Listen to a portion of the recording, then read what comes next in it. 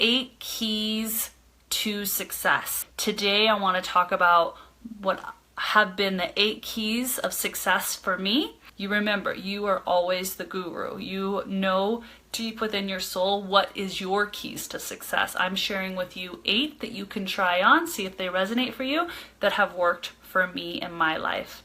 Are you guys ready? All right, the first one.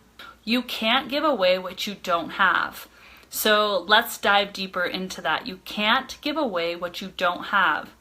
So if you want to give love, you want to give something to someone, you cannot give it away until you have it for yourself. So let's use love for an example, because that's the deepest and most important one. We want to give love to other people, but we cannot give more than what we give to ourselves or what we have within ourselves. So wouldn't that remind us to give to ourselves, to love ourselves unconditionally? Now, this is a topic that I have really been exploring. Something that I always unlayer within myself is this deep idea of loving myself through it all.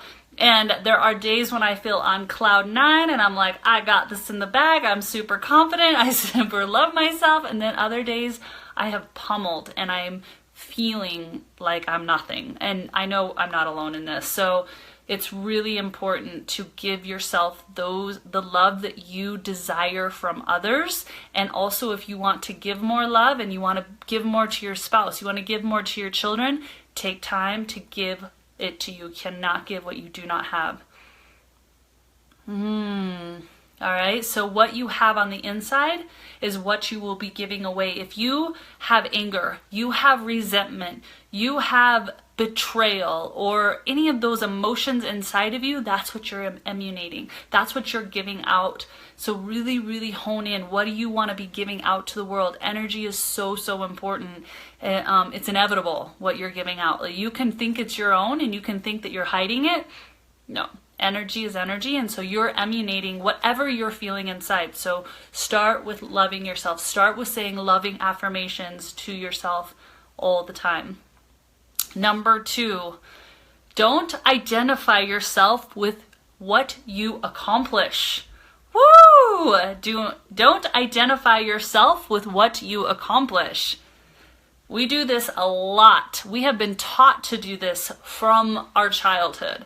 We actually were taught to get good grades in school. It was more important to get good grades in school than to talk about what you actually learned, right? It's more important about how many sport accolades you've gotten than it is about just having fun playing the sport. We have been conditioned as a society to really identify ourselves to our accomplishments, the resume, the promotions, how many books I've written, the grades I got, the wonderful spouse I have on my right hand, right? Right? Labels. Do you remember the days? I mean, I don't do this anymore, but I used to. Did you ever take, like, the labels on clothing were huge? I mean, it's still huge. I've let that go, thankfully. You hear of Louis Vuitton, and people have these certain shoes that they wear. But I used to, in literally 7th grade, Guess. I don't know if you guys know the brand Guess. Guess was so big, and I want to be so cool. And if you wore Guess, in my mind, you were cool. So I would actually go to thrift stores, because my mom was like, no way are you buying Guess jeans. They're like whatever amount of money, and you can get a perfectly decent pair for 1/3 of the price. So I would go to thrift stores and buy a pair of ripped, ugly, gross Guess jeans just to cut out the label and then sew it on my other jeans. Crazy. Yes, I did that. So we have really identified with these labels and the clothes we wear and the labels we put on ourselves. But I'm here to tell you that that's a dead end street. That is not going to get you anywhere to where you know your soul needs to go. So it's super important to don't identify ourselves with our accomplishments. We need to identify ourselves with our love. And that knowing that if we have love and if we are emanating love, then that is simply enough.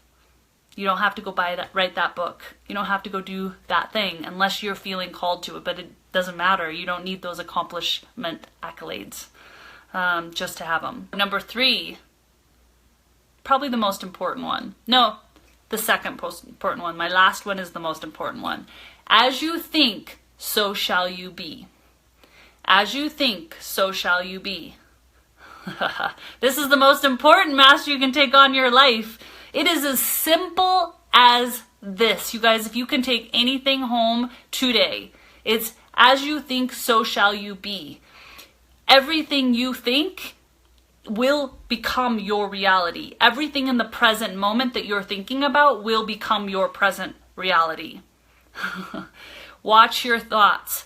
What you think about expands. So many of us are walking around blaming and looking outside of ourselves for our circumstances, but if you would just look and tap into the thoughts you are thinking and the words you are expressing, you would be astounded. You are calling in everything into your life, and until you want to take full mastery of that, nothing's going to change. And I know this with 100% certainty because I have lived both sides of the spectrum. I used to think about all the wrongs that were being done to me by my ex. I used to think about all the wrongs that had been done to me by maybe my parents. I thought about the situations I had been in and always looking outside of myself for the reason why it happened. And until I owned 100% responsibility for my thoughts, then nothing changed. What you think about expands. If you're thinking about, I feel super unhealthy, I feel fat, I feel gross, you are going to get more of that. And it might come in the form of craving. It might come in the form of all of a sudden seeing crazy foods or being in a situation where you can't have healing foods. It will manifest itself in your life if you're thinking about financial struggles and you're saying, oh, it's hard for me to find a job, or it's hard for me to make a lot of money, or it's hard for me to keep money. That will become your reality, and the world will conspire to show you that truth that you keep proclaiming in your thoughts and in your words. We do this with relationship. It's hard to find a good partner. It's hard to be in a good relationship. It's hard to find good friends or people that really see you. If you keep emulating that conversation in your head and in your words, it will be hard. So change your language. Change your language and master that language. So if you're feeling unhealthy, you're feeling overweight, you're feeling chubby or flabby or drab or whatever those languages, just say a different word. And you can think it, because sometimes it's hard to control your mind initially when you're starting to work on this. You can think it, but then all of a sudden, rewire and go, I am on a healthy path and I am making better choices every single day. My body is responding. It's just like that. That's how you do. If you feel like people are betraying you, or it's hard to be in a loving relationship, or maybe you're just having struggles with your relationship with your spouse in the moment, you might be thinking, oh my gosh, they're such a dork. They're not even listening to me, or I'm so sick of this relationship, or we all have this, you guys, every now and again. Just change your thoughts, because you're just going to get more of it. You're just going to get more resistance, more of the behavior that you're actually frustrated with. So be saying, I am so thankful that I'm communicating what I need with my spouse, and I'm so thankful he loves me and is trying his best. If you change that, yeah, it will eventually come around, and he will be trying his best, and he will be listening, and he will be offering those things that you're looking for. But I really want to hit home with this, because it's the biggest work we can do. And if you can take a week of really looking at your thoughts and checking out your words and the communication you're using and rechange it and just be diligent at it, that is a game changer. And let me tell you, I did 7 days of it, and I was appalled at my negativity. I was appalled at the words that I was speaking to my soul and into my life. And I had to go back, and it was like literally, I felt like every word for the first day. I was like, whoa, I thought I was positive, but wow. So I had to go back and reword, write it out. And I would try to reword for every negative 3 positives, just to get really, really centered in this. And it was a game changer for me. And I have to always do this. This doesn't just, you do it for 7 days and you're amazing at it. Like, it's something that has to be done. Number 4, be open-minded. Woo! Be open-minded.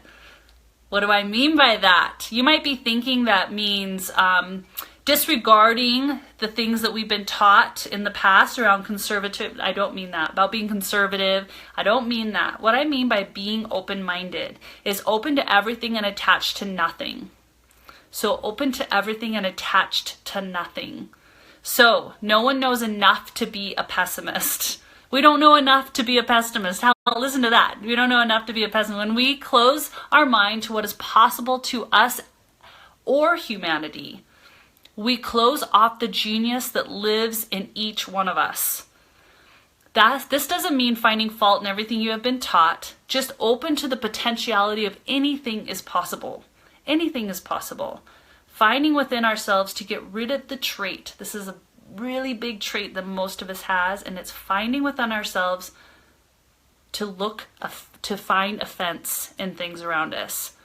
So let's listen to that. So are you looking to be offended? Because when I'm saying being open-minded, you're opening your mind to all potentiality. You're opening your mind to the genius that's in you and the genius outside of you amongst others. But let me ask you something, because this is a trait that's beating in a lot of us and that we need to pluck out. We need to pluck out. And that is, are you looking to be offended? A lot of us are. We don't even realize that we are. We're looking to be offended. Someone didn't do this for me. Someone didn't notice the hard work I'm doing in my weight loss journey. You're looking for these expectations outside of you for people to feed to you. You're looking to be offended. They didn't notice my hair. They didn't notice my clothes. They didn't notice the kind acts I did for them. I'm offended. Just recognize where you're looking to be offended. Oh, they cut in front of me. That driver totally is like stopping and going and annoying me. They weren't kind to my kid. All these different things that can come up where it's a trait that a lot of humans have, and that is looking for fault or looking to be offended. So write this down. Am I being offended a lot? Where am I being offended? And then looking at that. Oh, Kathy said, ready to be offended used to be my middle name. I love it. But look how happy you are now, because you're like, you know what? That's something within me. That's something within me. It has nothing to do with anyone else, right? So be curious. You can start asking this question. This is interesting. When someone does something that just totally doesn't, like, it shocks you, or your brain goes, ooh, that's bad, go instead, that's curious.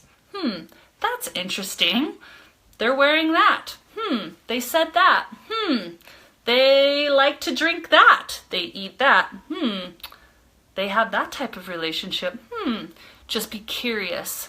Just be curious and interested. Doesn't mean you're taking it on. It doesn't mean you're accepting it in your own personal life, but it means you're not judging. And it means you're not like attaching offense to it. Does that make sense? Because the truth is, when you take offense, it just lays on you. It does nothing to them. It lays on you and it burdens you and it weighs you down. We don't have time for that. We don't have time to be weighed down by offense that's made up in our minds, okay? There are so many people out there that do things different than what you believe should be done. What are you going to do? Just be the best version of you and be curious. Be like, that's interesting. You don't have to agree, but it doesn't mean you have to be offended. It doesn't mean you have to be angry about it, right? Whew, number 5. Change the way you look at things. Ask yourself, do I live in a friendly or a hostile universe? Do I live in a friendly or a hostile universe? Where are your thoughts right now? Because right now, there's a lot going on in our world, especially in the USA. Do you still, despite what you're seeing or hearing about, do you believe you live in a hostile or friendly environment? What you see, you will get more of. And news, you guys, let me just add to this. If you're watching the news, that was the best decision I ever made, was to stop watching the news. The best decision I ever made was to stop watching the news. I grew up with the news playing in our home every single morning. That was the sound that was going from the moment you woke up until about 10 in the morning, was the background sound of news report. And then at night, around dinner time, the news was on again. And that's how I grew up.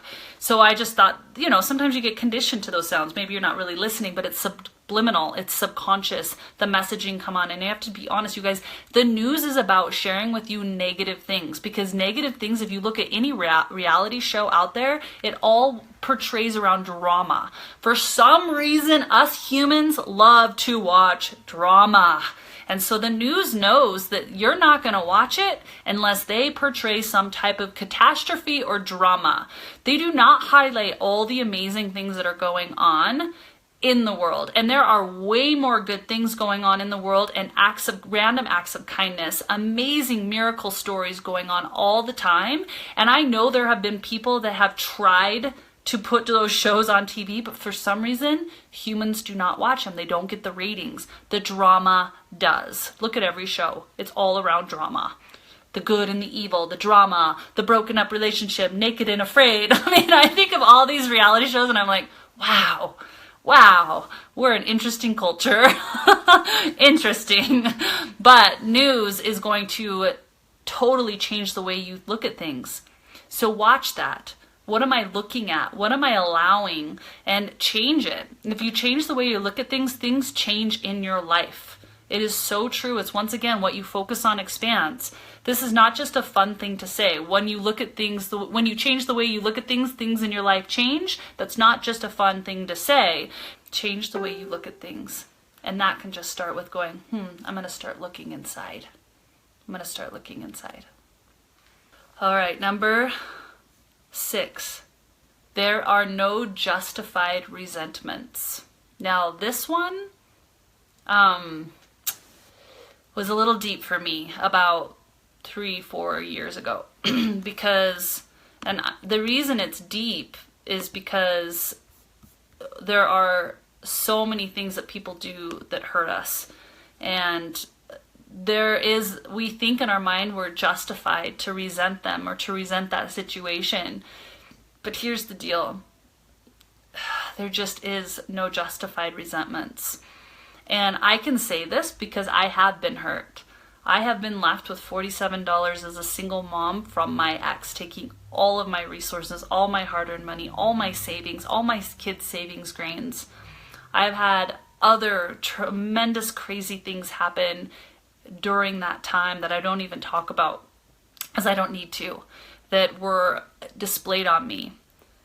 So would I feel justified in being resentful towards him? Yeah, maybe even other people would be like, you are justified to be resentful to them.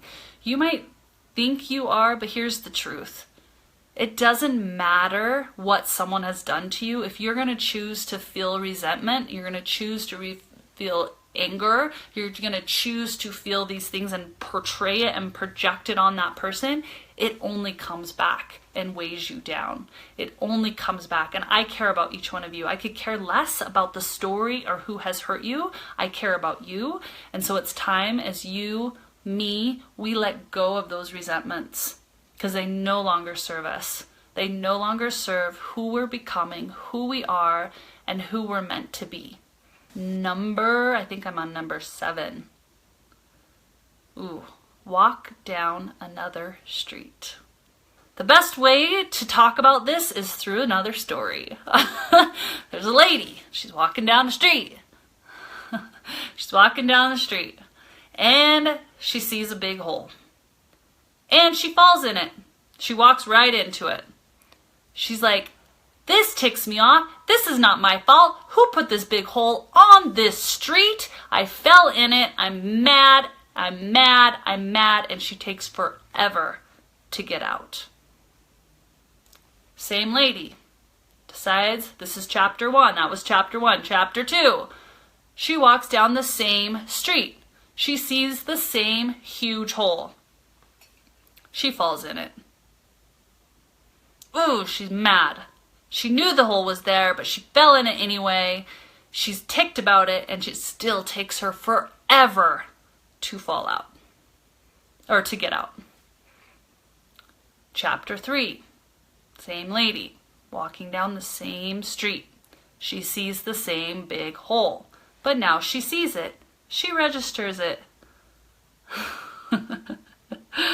She still falls in it. I see that my eyes are open. It is my fault. I fell in this big hole that I know has been here every time. She gets out a lot faster.